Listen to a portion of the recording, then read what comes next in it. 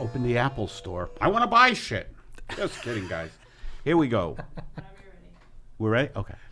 Hey, everybody. Welcome to Pep Talks. I'm Eddie Pepitone and Stephen Lolly, co-host. And today we have sitting in with us our illustrious producer, Matt Rasamoto. How are you, Matt? Doing well. Yes. Yeah. You know, a lot of people don't know a lot about Matt. And is it okay if we say that you live by the ocean? Yes. A lot of insane people live by the ocean. Yes. People literally just go at all times of day and night and just scream profanities into the ocean. Yes. Always. right by where you live. Yeah. I will say this because this is happening. This is going to be airing later, but I'm selling the house, which sucks. We have an ocean view on two sides. You know, I've worked my entire goddamn life to get there. And then we have like the inspection going on this morning. So their real estate agent, my real estate agent, they were doing the inspection. The inspector's there, the like mom and dad, everybody's there looking at this place. And as soon as they leave, the police pull in like across the street, and then the coroner pulls in. No. Yeah. Was this beach related? Well, it's all beach related. Yeah, it's totally beach related. Yeah. Did you see Fletch? Do you remember Fletch? I didn't see it. Man, never mind then. For those of you who saw Fletch, there's a lot of death, addiction, On the and beach? despair going on On the beach? near the beach. Yeah. Okay. I was going to worry about you if it had nothing to do with the beach. You know what? He's just like, hey, have you seen Fletch? Like the guy who, you know, he's very excited about the podcast, and he just has certain bullet points he wants to get to. That's literally my me. job. That's literally my job. That's literally your job. So actually, though, that's a very heartwarming story. Yeah, it's adorable. The only thing that could have made that sweeter is like a little gelato, and And a small dog. like by the beach too. This is what I think about the beach. I lived in Venice, not to brag, when I first got to LA. Really? Many years ago. When I first got to LA, and little did I know, I was filming a little movie called Old School with Will Ferrell, Luke Wilson, Vince Vaughn. Was there another star in it? No, those three guys. And I was with Simon Helberg, who became a big star on Big Bang. Rick Rodriguez became a big movie star. Rob Corddry was nobody before this, you know. Anyway, we were all in it. And I lived in Venice because I could at that point, and I had a roomie. I just moved here. And one thing I found about the beach, you probably don't feel this, but one thing I found about the beach, I felt that if I lived in Venice too long, I would lose my mind. I don't know. Do you know what I'm talking about? Yeah, Can you describe that? Get up on the mic, Matt. Yeah, I did my. You're a producer.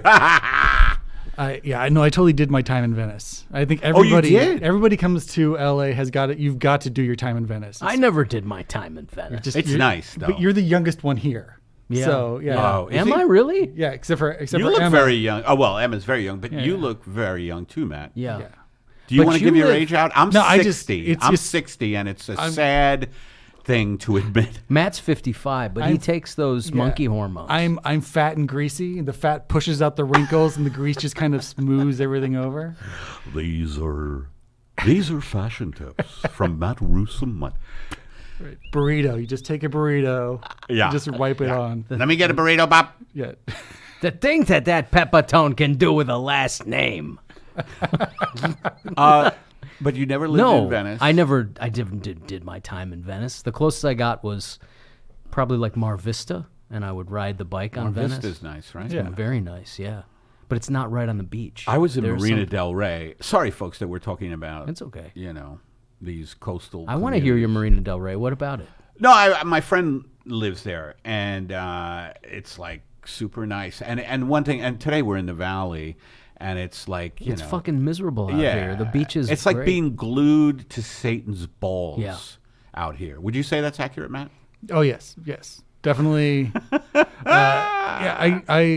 I drive away from home, and the further I get from the ocean, just the fucking hotter it gets. When I show up at my day job up in Chatsworth, it's literally Chatsworth. 30 Chatsworth. 30 to 40 degrees warmer. Have you stopped by the Actors Guild up there? Yeah. You really? That's my favorite. Chatsworth That's our Actors best. Guild. When Those the are first few of those were those fun were our dying. best. DeSoto and Rinaldi right Yeah. there. The what? DeSoto and Rinaldi. That's the cross streets. Oh, man. The Valley. You know, LA is wild because it is gorgeous in the coastal sections. But after that, man, the valley is, and there's so much ugliness out here, you know? And I'm not just talking about Kamel. I mean, Panorama City? Panorama City. No, I mean CAG is it's a beautiful place to visit. It's you see on their walls, you just see picture CAG, wanted Chatsworth, picture, Chatsworth, wanted picture after wanted picture of the most beautiful people you've ever seen. Where are they now? It's wonderful. Yeah. Where so where are you moving to? Inglewood. We're gonna move down. Long Beach to Inglewood. I hear it's beautiful this time of year. Is Inglewood hot as shit too? Yeah. Well, it's not as bad as Chatsworth, that's for sure. Yeah, well, nothing's as bad as Chatsworth. I mean, it has to have its claim to fame. Chatsworth Dante is walking around there in the Ninth Circle, right, with his little skull cap. All right, let's go to a call. Let's go to a call here, and this one is from our man Steve from Toronto, and here we go. Hey there, it's Steve calling from Toronto. Still really enjoying your podcast. I heard on the last one that David Crosby was mentioned in passing, and I thought, I want to run this by you. To me, David Crosby, he's celebrated as a vocalist in that. And he has pipes, you know, he can sing and all that. But to me, like, the quality, he always sounds to me like Edith Bunker when he's singing. You know what I mean? Like, you know, that kind of thing. Like, that's David Crosby to me. Is it me? Do I have ears? Whoa, and oh yeah, like 5 shows ago, the recurring dreams that I listed off, those are real dreams. I didn't make any of those up, and I've added a couple. And I'm running out of things to say. So stay cool, y'all. Really liking the show, and talk to you later. Bye. Thank you, Steve. Yep. Now, what's interesting, well, I love Steve, but anyway, what's interesting is I just saw an incredible documentary on David Crosby. I forget what it's called. I think it's called David Crosby and Friends or something, which is kind of an ironic title because he has no friends because he alienated everybody. Yeah. Why? Yeah.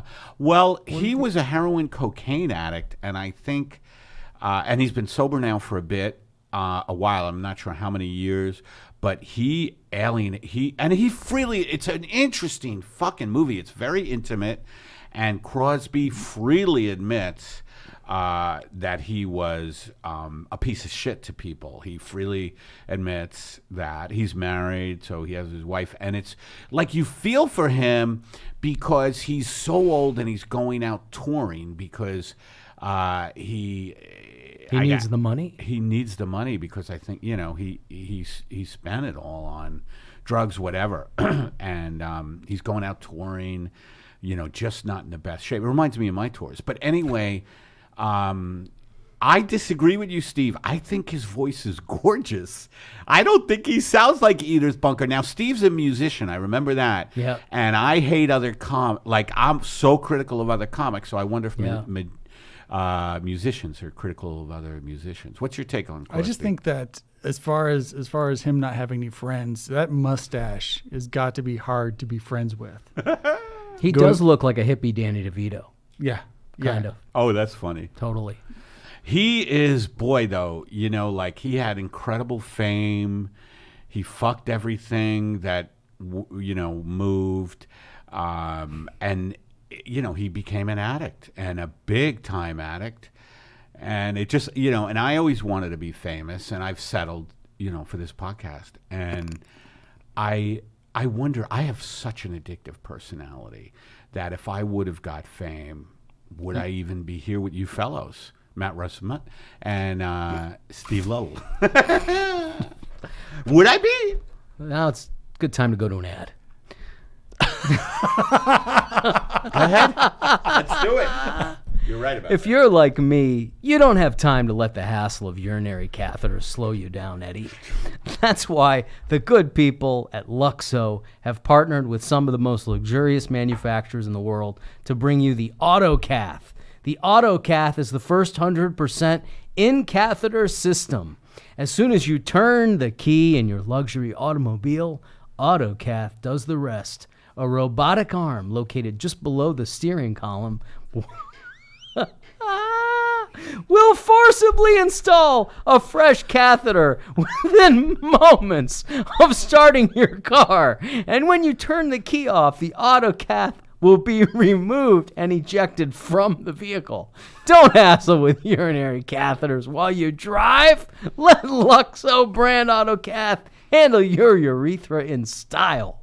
Luxo brand auto catheters are available in most major luxury vehicles today. Also, check out Luxo Privacy Alarms, the world's quietest car alarm, and Luxo Car Feeder, the leading in robotic feeding tubes for the automobile. At Luxo, the future is now.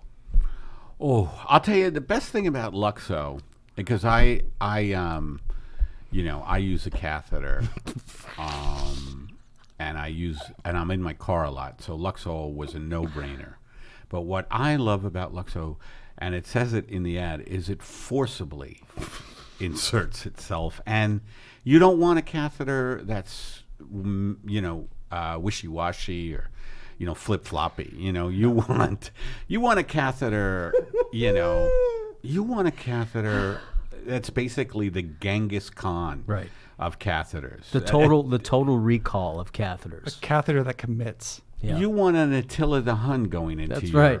your member, your Johnson, right? Right. I mean, I've used lesser catheters when I drive because it's LA. You have to. It's just the nature of the beast. Well, And sometimes You use what? I've lesser. used lesser catheters. Like sometimes your insurance won't cover Luxo. That's one of the Well, things. Lesser is not a great company. Lesser, they were bankrupt Yeah. within the first couple of years. Yeah. How come you decided on lesser catheters? No. I just that's where I went. My dad was a lesser man. I said I'm gonna be a lesser man, and that's just where we went with it. It just made the most You sense. seem to have made it work. I tried, but at the end, I hate to admit, I just went to Starbucks catheters. Starbucks makes a pretty good catheter for the price. If you can't afford Luxo, Starbucks is right there. Better than lesser. Better. Well, better the great than thing lesser. about the Starbucks catheter is that it's just an app on the phone, and Right. before you know it, there's something in your cock Right. Yeah. that's draining it. Yeah. A barista will forcibly apply it for you, but that's why they have the drive-throughs. So let me get this straight. That's the coconut milk latte grande, cold, iced, and the catheter. Yeah. Yes. Ow! Let me get that for you, Mr. Pepitone. Let me get that. That's our producer, Yeah. And that was written by Matt That ad Rasamoto. was written by Matt Rasamoto. So let me ask you this. So I really do believe that the beach is a fucking crazy place. Thomas Pynchon. Do you know Pynchon? Not know him personally, but do you know his novels? Yeah, he's Balky from Perfect Strangers. Yeah. Bronson Pinchot is who you're thinking of. Same- That was same good. guy. That was good, Rasamoto. Same guy. So you don't know Pynchon. Do you know Thomas Pynchon? I'm surrounded by uneducated people. Emma, do you know Thomas Pynchon? See? Yeah. You're the only one. Well, Pynchon is an amazing author. And V is one of his great books, Oh. Gravity's Rainbow. And he wrote a book about, he writes about LA a lot. He wrote a book about, living in Santa Monica. And Joaquin Phoenix filmed it. Do you remember the title of this? Do you know the title of the movie? No. Fuck. I'm not a Living in Keen Phoenix fan. Yeah, living in Oh, Santa you're not? Monica. I think Joaquin. Living in Santa Monica with Joaquin Phoenix. There was a movie where he's living in Santa Monica. No, Joaquin Phoenix was living in Santa Monica. He played the lead as a detective. I forget the fucking name of the movie or the book. And it's just, anyway, it's about the insanity of a beach community, And I mean, were there a lot of murders in where you lived? I mean, is that why you're moving?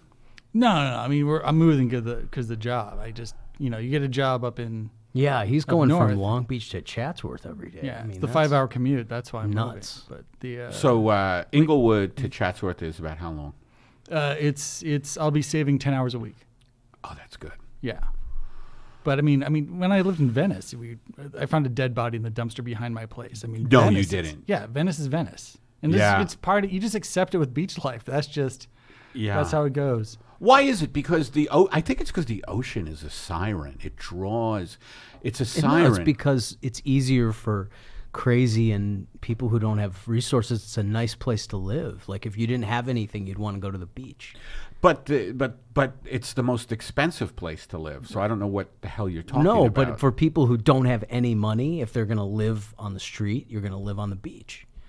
Oh, you're that's talking what I about mean. how the Yeah. homeless gravitate toward the Yeah. beach. No, I'm not talking about that. I'm talking about people who live there. Just the mindset. I mean, I think. Yeah, I think it's a big stoner. That was a thing. Like I'm sober, and I thought that if I lived in Venice, that I would go back to smoking weed for sure, and I'd be an idiot if I didn't.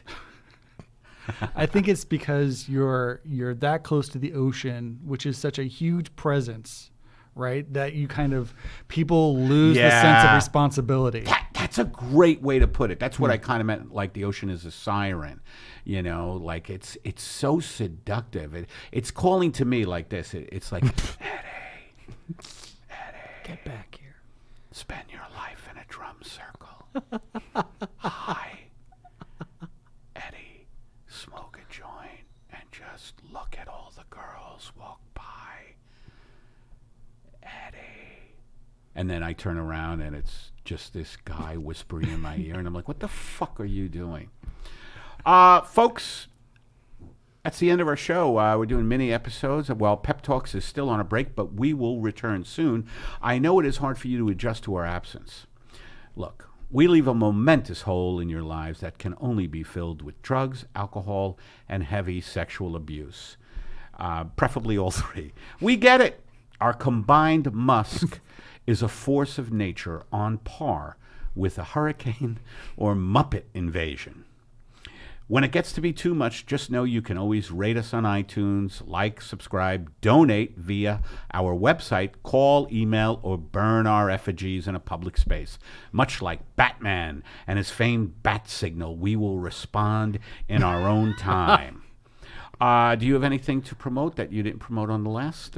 Not really. Yeah. Nope, nothing. I have something. Oh, no, I don't. No, I'm going to be announcing a tour very, very shortly. Okay, I'm going to do it now. No, I'm not. Okay. Leave a message for us, like the one you heard from Steve, at 424-262-0904. Email us at fanmail@peptalkspodcast.com. Visit peptalkspodcast.com. Our engineers today, we have Emma Erdbrink in the studio, and also Aaron Brungardt is one of our engineers, and our producer and writer of commercials, Matt Rasamoto. And we will see you next time. Wait, because I got stuff to. Oh, you know what? God, get the you know fuck what? out I'm on Rebecca Rush's podcast talking about Bukowski because San Pedro. But you know what? Fuck me. Fuck me. Well,